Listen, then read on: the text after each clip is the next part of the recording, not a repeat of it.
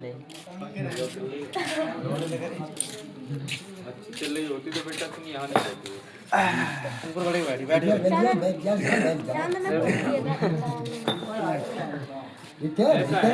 अरे बैठे नहीं सही है। आपको यहाँ इकट्ठा करके हमारा आधा घंटे का जो रहता है आप लोगों के साथ, वो रहता है कि आपके फसल में चाहे वो टमाटर आपने लगा रखा है, सरसों लगा रखी है, गेहूं लगा रखी है, जो भी फसल आपने लगा रखी है उसमें अगर कोई समस्या है तो उसका आप निदान पाए और कैसे अपनी फसल से अच्छी पैदावार पा सकते हैं उसके विषय में ये मीटिंग रखी है। तो जो आप फसल लगाते हैं, जैसे हमने रखी है ये टमाटर की फसल के ऊपर, बाकी आपका कोई भी सवाल है या कोई समस्या है तो आप पूछिएगा, और नहीं तो फिर मैं टमाटर के विषय में स्टार्ट करता हूँ। हाँ भैया, आपने के अगेंस्ट हम जाते हैं तो कहीं ना कहीं हमें नुकसान होगा। कभी कभी क्या है, प्रकृति की अगर सही से हमने उसका कहते हैं सामंजस्य नहीं बिठाया तो भी दिक्कत होती है। अभी आप देखेंगे कि टमाटर में जो समस्या आ रही है, ये जो 3 समस्या मैंने बताई, एक तो आ रही है जो मौसम हमारा चेंजिंग हो रहा है।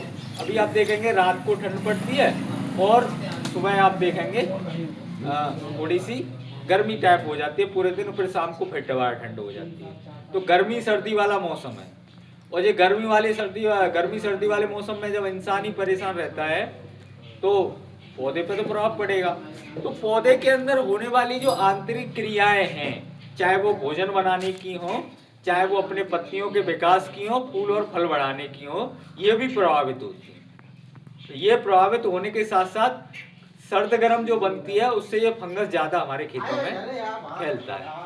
तो इसको कंट्रोल करना बहुत ही ज्यादा देवेंद्र सर, दूसरा क्या है कि कुछ सावधानियां हैं, उन सावधानियों को अगर हम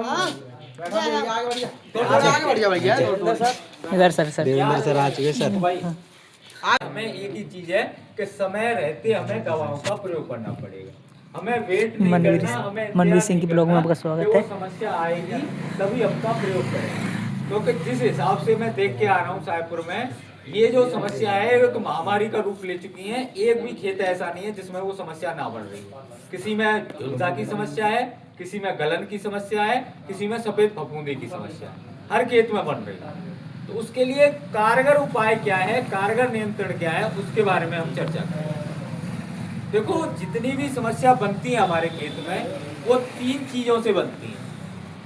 जितने भी रोग आते हैं, चाहे वो जड़ में आ रहा हो, तने में आ रहा हो, पत्ती पे आ रहा हो, चाहे सीड्स पे आ रहा हो, एक तो होता है जीवाणु जिसे बैक्टीरिया बोलते हैं, और दूसरा होता है फफूंद, फंगस जिसे बोलते हैं, और तीसरी चीज रहती है मौसम। मौसम की वजह से भी बहुत सारी दिक्कतें आती हैं।